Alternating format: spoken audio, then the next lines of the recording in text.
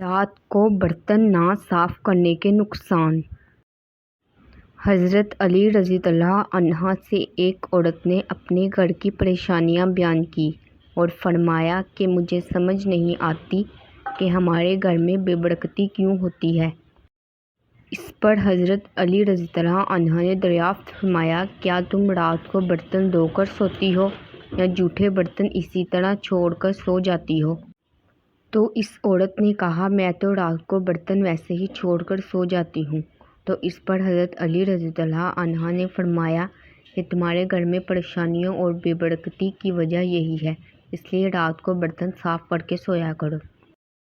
اس بات سے معلوم ہوا کہ رات کو جھوٹے برتن نہیں چھوڑنے چاہیے، اور اس بارے میں سائنس کا بھی یہ کہنا ہے کہ اگر برتنوں کو زیادہ دیر کے لیے گندا چھوڑ دیا جائے تو ان میں نقصان دہ قسم کے بیکٹیریا پیدا ہو سکتے ہیں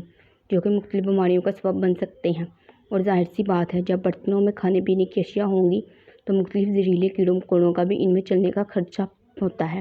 اس لیے بہتر ہے کہ رات کے برتن رات کو ہی دھو لیے جائیں۔ یہاں پر آپ کو یہ بتاتے چلیں کہ حدیث نبی صلی اللہ علیہ وسلم میں ایسی کوئی تعلیم سامنے نہیں آئی ہے جس میں رات کو برتن دھونے یا نہ دھونے کے بارے میں کوئی تشریح ہو، لیکن رات کو سونے سے پہلے برتنوں کو ڈھانپنے کے بارے میں تاکید ملتی ہے، اور اس بارے میں مختلف روایات ہیں جن میں یہ سبق ملتا ہے کہ سونے سے قبل کھانے پینے کے برتنوں کو بسم اللہ کہہ کر ڈھانپ دینا چاہیے، اور کوئی چیز نہ ملے تو کم سے کم ایک لکڑی ہی صحیح بسم اللہ کہہ کر اس پر رکھ دی جائے،